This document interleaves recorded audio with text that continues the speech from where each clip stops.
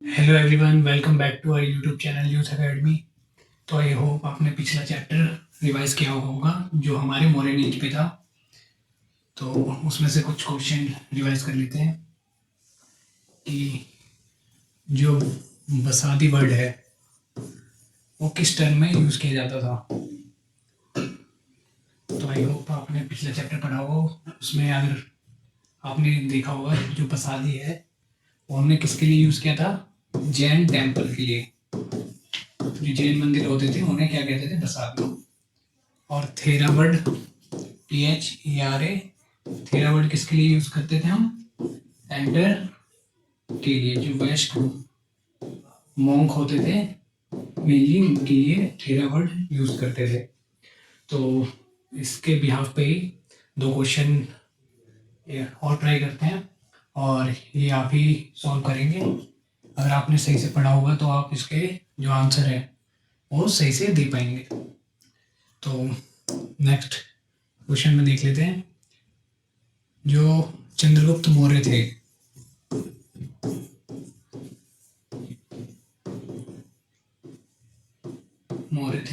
उन्होंने अपने मिनिस्टर मंत्री को एक लेक बनाने का कहा था। लेक मतलब झील बनाने का ऑर्डर दिया था।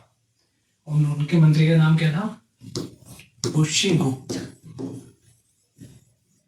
तो आपको बताना है कि उस लेक या फिर झील का नाम क्या था, क्योंकि वो झील बहुत ही इंपॉर्टेंट है। टोटल 4 राजाओं से संबंधित है हमारे हिस्ट्री में, तो वो झील बहुत ही इंपॉर्टेंट हो जाती है। और नेक्स्ट क्वेश्चन क्या है, पहला क्वेश्चन ये है कि जो चंद्रगुप्त मौर्य है उन्होंने अपने मंत्री को, जब वो राजा बने थे तो उन्होंने अपने मंत्री को एक झील बनाने कहा था। और ये कहाँ पर मेंशन है, जूनागढ़ इंस्क्रिप्शन में इसका जिक्र किया गया है। कहाँ पर है जूनागढ़, गुजरात में। तो आपको बताना है कि उस झील का नाम क्या था। सही, एक और क्वेश्चन कर लेते हैं। जो चंद्रगुप्त मौर्य है उन्होंने कौन से जैन मॉन्क के अंडर में आके या फिर उनके बहकावे में या फिर उनसे इन्फ्लुएंस होके रिचुअल सुसाइड किया था, जिसका नाम था ritual suicide, committed ritual suicide. उसका नाम क्या था, सल्ले खाना या फिर संथारा। श्वेतांबर में संथारा कहते थे। हमने पिछले चैप्टर में पूरा सही से कराया, अगर आपने देखा नहीं तो आप चैप्टर उसको देख सकते हैं। और सल्ले खाना किसमें, दिगंबर में कहते थे, श्वेतांबर दिगंबर। और तो हमारा मेनली क्वेश्चन है, चंद्रगुप्त मौर्य थे उन्होंने कौन से जैन मॉन्क से इन्फ्लुएंस होके रिचुअल सुसाइड किया था। जैन मॉन्क का नाम लिखना है, बी से आता है, आई होप आपको याद हो। और ये कहाँ पर किया था, श्रवण बेलगोला, श्रवण बेलगोला में किया था। ये कहाँ पर है, कर्नाटक में आज के।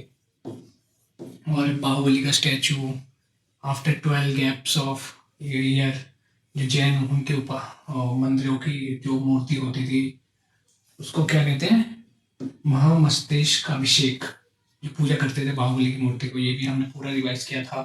तो आज उसी चैप्टर को कंटिन्यू करने वाले हैं। तो ये दो मेन क्वेश्चन आपके लिए हैं। अब आज जो हम अशोक चैप्टर, अशोक की जीवनी के बारे में समझ रहे थे उसको और कंटिन्यू करेंगे। इसके बाद देखेंगे कि त्रिपिटक में कौन कौन से जो नियम कानून लिखे गए हैं और ये बुद्ध की जो व्यवस्था है, उनकी जो एडमिनिस्ट्रेशन, आई मीन जो उनकी लाइफ की जीवनी है पूरी, उन पे कैसे निर्भर करती है। और इसके बाद first Buddhist council, second Buddhist council और थर्ड बुद्धिस्ट काउंसिल को आज ही कवर करेंगे। इसमें देखेंगे कि इनके पैटर्न किंग कौन थे, किन राजाओं ने इनको संरक्षण प्राप्त या फिर प्रदान किया था, और इनके हेड मोंग कौन थे जिनको प्रेसिडेंट भी कहते थे, और किन वर्षों में हुआ था। और इन बुद्धिस्ट काउंसिल से हमें क्या पता चलता है, क्योंकि आपको भी पता है यूपीएससी में अगर आप, जैसे पॉलिटी हो गई, तो अगर पॉलिटी में मैंने आपसे पूछा जैसे कि इस इन प्राइम मिनिस्टर को असेंडिंग या डिसेंडिंग ऑर्डर में लगाओ, जैसे कौन से प्राइम मिनिस्टर आफ्टर इंडिपेंडेंट रहे हैं। तो मैंने अब 4 ऑप्शन दे दिए, जैसे जवाहरलाल नेहरू और मोदी, इंदिरा गांधी और शाहरुख खान। तो आपने पहला आंसर लिख दिया मोदी, कि सबसे पहले मोदी रहे, फिर जवाहरलाल नेहरू, फिर जो भी आंसर हो शाहरुख खान, ये सब। अगर आप इसके बाद एग्जामिनर को किसी भी एडमिनिस्ट्रेशन कि मोरेन में ऐसा एडमिनिस्ट्रेशन था, ये समस्याएं थी, ये सब था, अगर आप कुछ भी बताएंगे तो उसको कोई भी वो कभी भी इन्फ्लुएंस नहीं होंगे, उनको कुछ भी फर्क नहीं पड़ेगा। क्यों? क्योंकि आपने जो बेसिक नॉलेज थी वही गेन नहीं की। वैसे ही आपने ज्योग्राफी ले लेते हैं, ज्योग्राफी में पूछ लिया कि ये सिटी दिल्ली ईस्टवर्ड पड़ती है या चेन्नई ईस्टवर्ड पड़ती है, तो आपने दिल्ली ईस्टवर्ड लिख दिया। उसके बाद आप एल नीनो, ला नीना, ये सब वर्षा कैसे होती है, इसके क्या प्रभाव है, आपने एग्जामिनर को ये सब पूरा एकदम एक्सप्लेन करके बताया, लेकिन उसको क्या कुछ भी फर्क नहीं पड़ेगा, क्योंकि आपने जो बेसिक नॉलेज थी वही गेन नहीं की। तो जो बेसिक नॉलेज है, वो जो फैक्ट है, उसको पे हमें पूरा कमांड रहना चाहिए। तो एक और एग्जांपल ले लेते हैं, जैसे वहाँ पर एक जीतल था, हमारे हिस्ट्री वर्ड में एक जीतल सुना होगा आपने, आई होप आपको पता नहीं होगा। तो एग्जामिनर ने पूछ लिया जीतल क्या था, तो is it IPL team, is it office of governor, is it coin, और इज इट या फिर एडमिनिस्ट्रेशन, टाइप्स ऑफ एडमिनिस्ट्रेशन। तो आपने लिख दिया IPL टीम। तो आपने जो भी इतिहास की नॉलेज है, आपकी जो भी इतिहास की नॉलेज है, वो सारी क्या है, एक तरीके से जाया जाएगी। क्यों? क्योंकि आपने जो बेसिक नॉलेज है वही गेन नहीं की। तो हमारे जो UPSC में जो पहली चीज होती है वो है बेसिक पे कमांड करना, और फैक्चुअल इंफॉर्मेशन है उस पर सटीक रहना। अगर आपने वो नहीं किया तो उसमें कोई बड़ी बात नहीं है, सबको कुछ पता नहीं होता, लेकिन आपको इतना कॉन्फिडेंस तो रहना चाहिए कि आप मना कर सको कि हाँ मुझे I am not able to recall it, या फिर मुझे अभी इस बारे में पता नहीं है, पर मैं आगे अपनी नॉलेज इस बारे में अधिक बढ़ाऊंगा। तो आई होप समझ में आया हो कि जो बेसिक नॉलेज है उस पर हमें कमांड करना है। तो स्टार्ट करते हैं अपना अशोकन चैप्टर, जहाँ से हमें कंटिन्यू करना है। आज हमने देख लिया था कि जो सिविल वॉर था उसमें जो अशोका थे, उन्होंने अपने एक भाई को छोड़ के अपने सारे भाइयों को क्या कर दिया था, मार दिया था। और जिन भाई को छोड़ा था उनका नाम क्या था, विश्वाशोक। तो वहीं से कंटिन्यू करते हैं। और जब ये वॉर हो रहा था तब वो किसके अनुयायी थे? ऐसा माना जाता है कि अशोकन इंस्क्रिप्शन में देखा गया है कि जब कलिंग वॉर हुआ था तो उस समय वो बौद्ध धर्म के ही अनुयायी थे, यानी कि कलिंग वॉर के बाद ही वो बौद्ध धर्म के अनुयायी बने। अनुयायी मीन्स फॉलोअर। तो एक होते हैं फॉलोअर, एक होते हैं मॉन्क। इन दोनों में क्या फर्क होता है? फॉलोअर को क्या कहते हैं? अनुयायी। अनुयायी मीन्स उनके आज्ञा या फिर उनका पालन करने वाला, और मॉन्क मीन्स सन्यासी। सन्यासी मीन्स जो अपना क्या नाम है, जीवन निर्वाह किस पे कर रहा हो, बौद्ध धर्म के मान्यताओं पे, उनके प्रचार प्रसार में, लोगों से भीख मांगकर घर चलाना, ये सब। तो अब इसके आगे कंटिन्यू करते हैं। फॉलोअर मीन्स उनको मानने वाला। फॉलोअर्स ये है, फॉलोअर्स सन्यासी नहीं हो सकता। फॉलोअर्स क्या है? उनको मानने वाला, उनको संरक्षण प्रदान करने वाला और उनका प्रचार प्रसार करने वाला।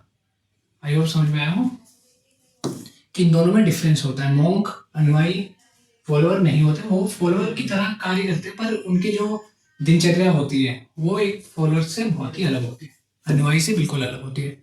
अब देखते हैं कलिंग वॉर 268 में हुआ था, और इसके बीच में तो ये बताया गया यहाँ पे कि कलिंग को हासिल कर लिया था। नेक्स्ट स्पेलिंग मिस्टेक है यहाँ। After this war Ashok adopted, after this war, Kalinga war के बाद अशोक ने क्या करा था, बौद्ध धर्म को अपना लिया था, ऐसा बताया जाता है। लेकिन minor rock edit of Ashok, जो छोटे छोटे रॉक एडिट है अशोक के, उससे पता चलता है कि अशोक क्या थे, पहले से ही बुद्धिस्ट फॉलोअर्स थे। Early he was Dhammachandra. तो अब देखते हैं कि जो कलिंग वॉर है उसके बाद क्या प्रभाव पड़े अशोक के जीवन में, उन्होंने कौन सी पॉलिसीज अपनी बदली, कौन से अपने जो मान्यताएं हैं, जो उनमें अंदर से जो विचार उत्पन्न होते थे वो कैसे बदल रहे एक मोरल टर्म में। पहले वो क्या होते थे, वायलेंट के रूप में होते थे, हिंसक रूप में होते थे। तो पहले उनको क्या कहते थे, चंद्रशोक। यहाँ से हमने छोड़ा था, अब इसके बाद स्टार्ट करेंगे। चंद्रशोक मीन्स वायलेंट अशोक। पहले वो युद्धों में, लड़ाइयों में, किसी और के राज्यों में क्या कहते हैं, राज्यों को हासिल करने में ज्यादा बिलीव करते थे। अब उसके बाद क्या बन गए थे, कलिंग वॉर के बाद, कलिंग वॉर के बाद वो बन गए थे धम्मशोक, जो कि मोरल वैल्यू को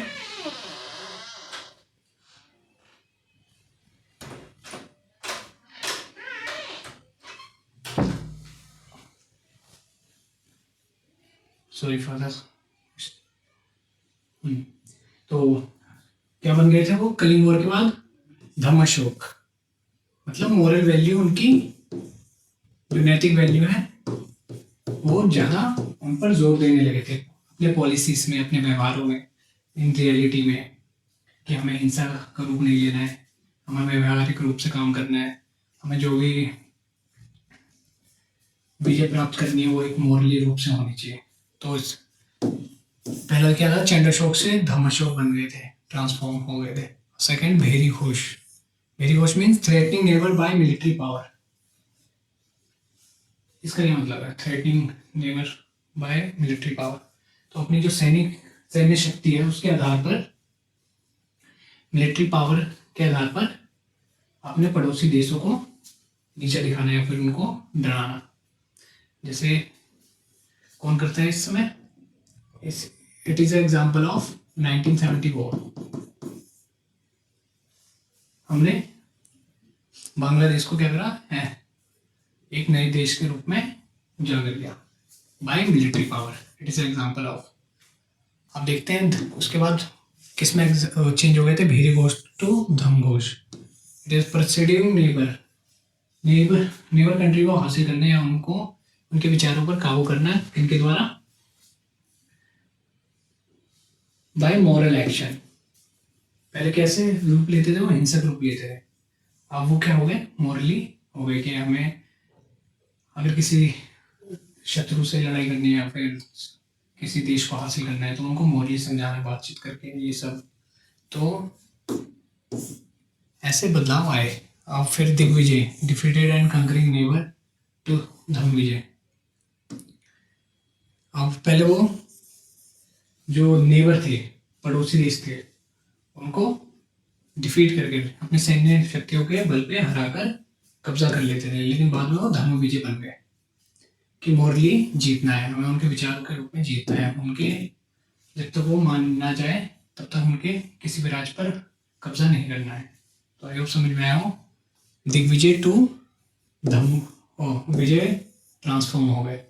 तो ये ट्रांसफॉर्मेशन है कि पहले कलिंग वॉर से पहले क्या थे, चंद्रशोक, उसके बाद धम्मशोक, फिर भेरी घोष थे पहले, फिर धम्मघोष बन गए। पहले क्या था, दिग्विजय, उसके बाद धम्मविजय। धम्म मीन्स धर्म की राह पे चलना। अब एक उसके बाद एक और पॉलिसी में अपने चेंज लाया, किसने, अशोक ने, कि अपॉइंटमेंट ऑफ धम्म महामात्र। धम्म महामात्र कौन थे, ऑफिसर थे जो इंश्योर करते थे कि कोई भी राज्य में कोई अनमोरली या फिर इमोरली काम ना हो रहा हो, अनैतिक कार्य ना हो रहा हो, सब अपनी ड्यूटी सही से निभा रहे हो। तो यही है मॉरल एंड ड्यूटीफुल लाइफ। तो ऑफिसर अपॉइंट करते थे क्या इंश्योर करने के लिए, that people live moral and dutiful life. उसको क्या कहते हैं, धम्म महामात्र, इसमें इंपॉर्टेंट टर्म है। उसके बाद धम्म प्रचारक, धम्म प्रचारक मीन्स प्रचार करने वाला। तो ये क्या थे, एक एम्बेसडर के रूप में अशोक ने, जैसे अशोक ने अपने पुत्र और पुत्री को एज अ रिलीजियस एम्बेसडर, अपने धर्म का प्रचार करने वाले के लिए, बुद्ध धर्म का प्रचार प्रसार करने के लिए उन्हें अलग अलग देशों में भेजा। जैसे अपने बेटे महेंद्र को और डॉटर को, जिनका नाम था संघमित्रा और बेटे का नाम था महेंद्र, इनको कहाँ भेजा, श्रीलंका भेजा। तो अभी समझ में आया हो कि आफ्टर कलिंग वॉर जो अशोक थे वो चंड अशोक से धम्म अशोक बन गए, दिग्विजय से धम्म विजय, वेरी घोष से धम्म घोष। तो ये सब टर्म याद रखने हैं। और धम्म महामात्र कौन थे, ऑफिसर थे, क्या इंश्योर करने के लिए कि लोग एक मोरल एंड ड्यूटीफुल लाइफ जी रहे हैं। और लास्ट में क्या था, धर्म प्रचारक, धर्म प्रचारक मतलब धर्म का प्रचार प्रसार करने वाले। तो अशोक ने अपने जो पुत्र और पुत्री महेंद्र और संघमित्रा को अन्य देश में जैसे श्रीलंका में भेजा बुद्ध धर्म का प्रचार प्रसार करने के लिए, कि आप इस धर्म से ये सीख सकते हैं, आपको इसलिए अपनाना चाहिए। तो ये सब इसमें बताया गया है। अब थर्ड बुद्धिस्ट काउंसिल, तो बुद्धिस्ट काउंसिल कर लेते हैं। अशोक, पहले त्रिपिटक देख लेते हैं। तो त्रिपिटक क्या है, it is a book like 3 पिटक मतलब 3 चैप्टर या फिर 3 बुक्स, ऐसे लिख सकते हैं हम। तो ये 3 फॉर्म में थे, 3 टाइप्स की बुक थी। पहला है सुत्त पिटक, पहला क्या है, सुत्त पिटक। इसमें क्या लिखा गया है, टीचिंग एंड मैसेजेस। जो भी बौद्ध भगवान है उन्होंने जो भी टीचिंग हमें दी या फिर जो भी मैसेज अपने उपदेश दिए वो सुत्त पिटक में लिखे गए हैं। और उसमें क्या है, 5 निकाय, 5 निकाय मीन्स चैप्टर, इंपॉर्टेंट टर्म है, निकाय मीन्स चैप्टर। उसमें सुत्त पिटक में कितने चैप्टर है, 5 चैप्टर है। जातक स्टोरी, जो भी बुद्ध की पास्ट लाइफ थी उसी को ही हम जातक स्टोरी के रूप में जानते हैं। तो जातक स्टोरी यही है। और सेकंड है विनय पिटक। विनय पिटक मीन्स इसके अंदर कौन सी चीजें उपलब्ध थी, rules and guidelines for bhikkhu. Bhikkhu means monk, जो भीख मांगकर अपना गुजारा करते थे और बुद्ध के अनुयायी थे। तो इसमें क्या है, भिक्खु और भिक्खुनी, इसमें रूल्स और नियम कानून लिखे गए थे कि उनको कैसा जीवन निर्वाह करना है, क्या कपड़े पहनने हैं, कैसे बोली बोलनी है, ये सब। और भिक्खुनी मीन्स नन, और भिक्खु मीन्स मॉन्क। उपासक, उपासक को ही क्या कहते हैं, फॉलोअर कहते हैं। अभिधम्म पिटक, फिलोसफी ऑफ बुद्धिज्म। और तीसरी बुक कौन सी थी, अभिधम्म पिटक। जो भी फिलोसफी थी, दर्शन थे किसके, बुद्ध भगवान के जो भी दर्शन थे वो कौन से बुक में लिखे गए हैं, अभिधम्म पिटक में। तो आई होप समझ में आया हो कि 3 पिटक है, सुत्त पिटक जिसमें messages and teaching of Buddhism दिया गया है, और सेकंड विनय पिटक जिसमें रूल्स रेगुलेशन दिए गए हैं भिक्खु और भिक्खुनी के, मॉन्क और नन के। और थर्ड है अभिधम्म पिटक जिसमें फिलोसफी लिखी गई है, फिलोसफी के बारे में, दर्शन के बारे में बुद्ध भगवान के अभिधम्म पिटक में पूरा जिक्र किया गया है। तो 3 पिटक हो गए हमारे यहाँ पे।